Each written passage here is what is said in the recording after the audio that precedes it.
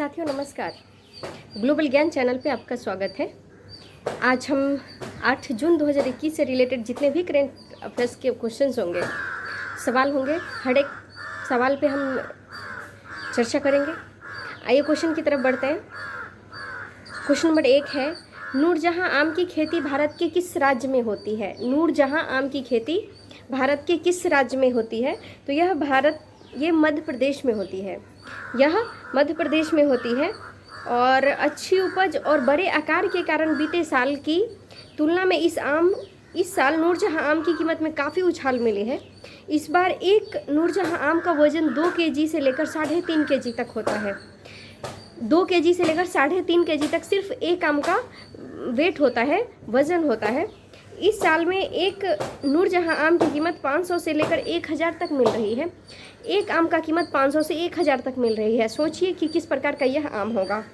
इस आम की खेती मध्य प्रदेश में इंदौर से लगभग 250 किलोमीटर की दूर गुजरात के सीमा से सटे अलीराजपुर जिले के कठियावाड़ क्षेत्र में की जाती है।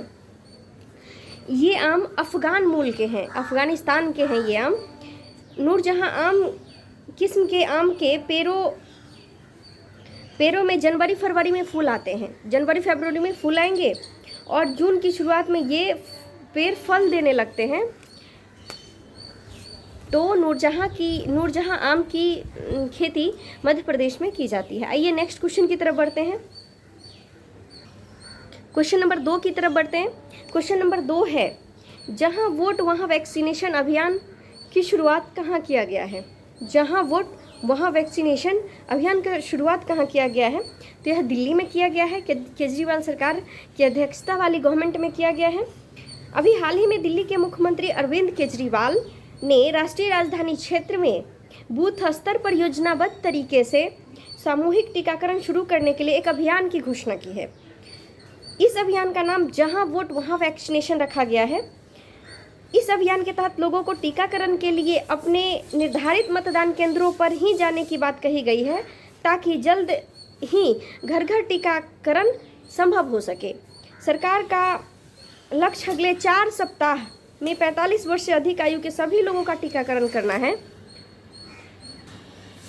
आइए नेक्स्ट क्वेश्चन की तरफ हम लोग बढ़ते हैं। E100 प्रोजेक्ट क्या है और यह कहाँ लॉन्च की गई है, किसके द्वारा लॉन्च की गई है?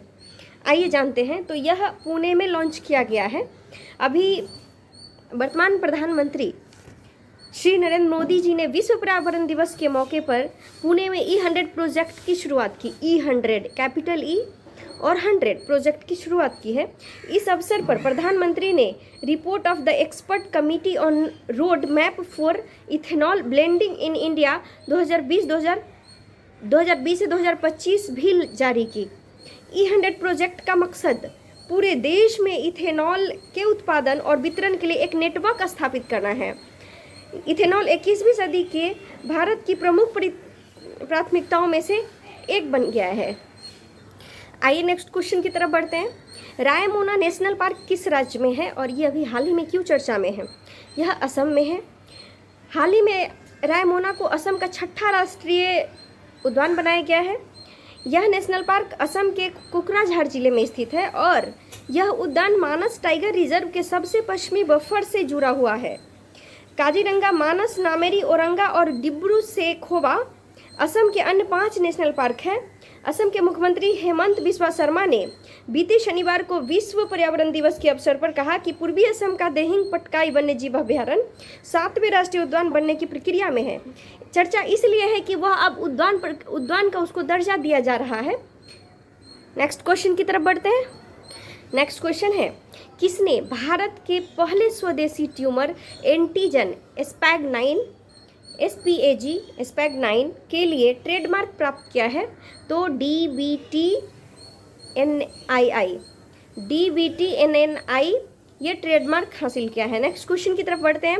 विश्व खाद्य दिवस कब मनाया जाता है? तो यह 7 जून को मनाया जाता है, यानी कल ही इसको मनाया गया है, विश्व खाद्य दिवस।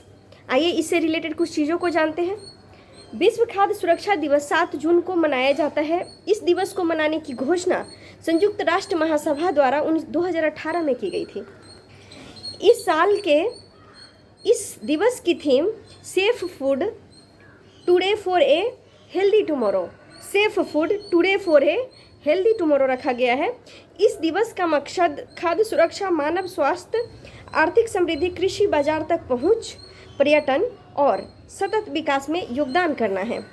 आइए नेक्स्ट क्वेश्चन की तरफ बढ़ते हैं। देश की पहली इलेक्ट्रिक व्हीकल सिटी कौन बनेगा? देश की पहली इलेक्ट्रिक व्हीकल सिटी कौन बनेगा? तो यह केवड़िया, गुजरात का एक जगह का नाम है केवड़िया। ये काफ़ी ज़्यादा चर्चा में रहता है केवड़िया। तो प्रधानमंत्री श्री नरेंद्र मोदी ने घोषणा की है कि केवड़िया देश की पहले इलेक्ट्रिक व्हीकल सिटी बनेगा। इस घोषणा के एक दिन बाद ही statue of unity area development and tourism का गवर्नेंस अथॉरिटी ने कहा है कि वह गुजरात के केवड़िया में देश का पहला इलेक्ट्रिक व्हीकल ओनली एरिया विकसित करेगी।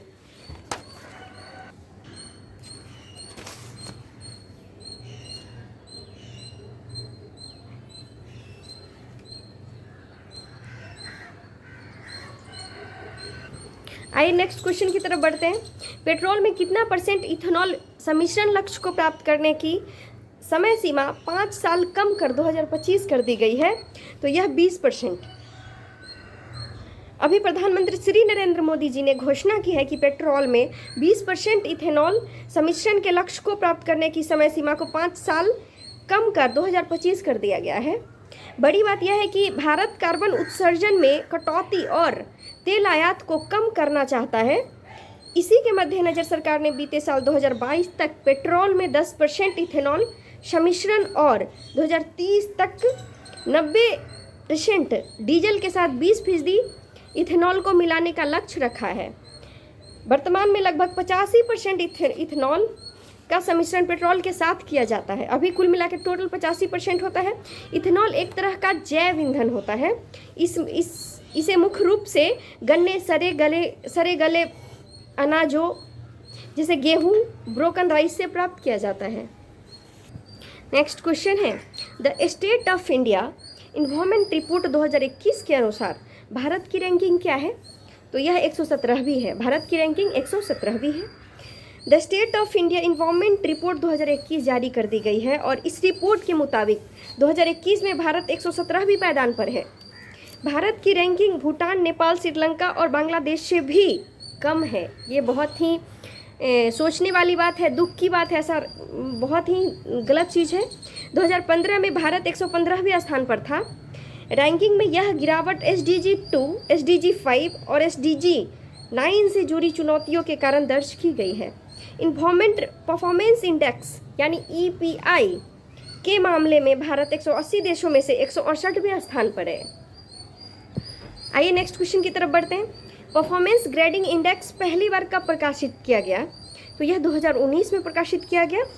केंद्रीय शिक्षा मंत्री रमेश पोखरियाल निशंक ने राज्यों और केंद्र शासित प्रदेशों के लिए परफॉर्मेंस ग्रेडिंग इंडेक्स PGI 2019-20 को जारी करने की स्वीकृति दे दी है। स्कूली शिक्षा के क्षेत्र में बदलाव लाने के लिए 70 मानकों के एक सेट के साथ परफॉर्मेंस ग्रेडिंग इंडेक्स को शुरू किया गया था। पंजाब, चंडीगढ़, तमिलनाडु, अंडमान और निकोबार द्वीप समूह तथा केरल को 2019-20 के लिए A++ ग्रेड मिला है। नेक्स्ट क्वेश्चन की तरफ बढ़ते हैं। बिम्स्टेक की स्थापना कब की गई थी? तो 1997 में बिम्स्टेक की स्थापना की गई थी। 24वें बिम्स्टेक दिवस के अवसर पर अपने एक संबोधन में प्रधानमंत्री श्री नरेंद्र मोदी ने कहा कि बिम्स्टेक एक प्रोमिसिंग क्षेत्रीय समूह के रूप में उभर रहा है। बैंकॉक घोषणा के जरिए यह उप क्षेत्रीय संगठन 6 जून 1997 को अस्तित्व में आया था। बिम्स्टेक का पूरा नाम bay of Bengal initiative for multi sectoral technical and economic corporation है। भारत के अलावा बिम्स्टेक में बांग्लादेश, म्यांमार, श्रीलंका, थाईलैंड, नेपाल और भूटान शामिल है। यह क्षेत्रीय समूह दक्षिण और दक्षिण पूर्व एशिया के बीच एक सेतु का निर्माण करता है। बिम्स्टेक की वर्तमान अध्यक्षता श्रीलंका के पास है। भारत ने अभी तक 2 बार बिम्स्टेक की अध्यक्षता की है। बिम्स्टेक का वर्तमान महासचिव तेंजिंग लेकफेल है।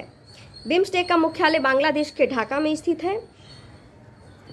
साथियों, आशा करती हूँ यह डेली करेंट अफेयर्स आपको ज़रूर पसंद आई होगी, ज़रूर प्रतियोगी परीक्षाओं में उपयोगी साबित होगी। बहुत बहुत धन्यवाद। नमस्कार।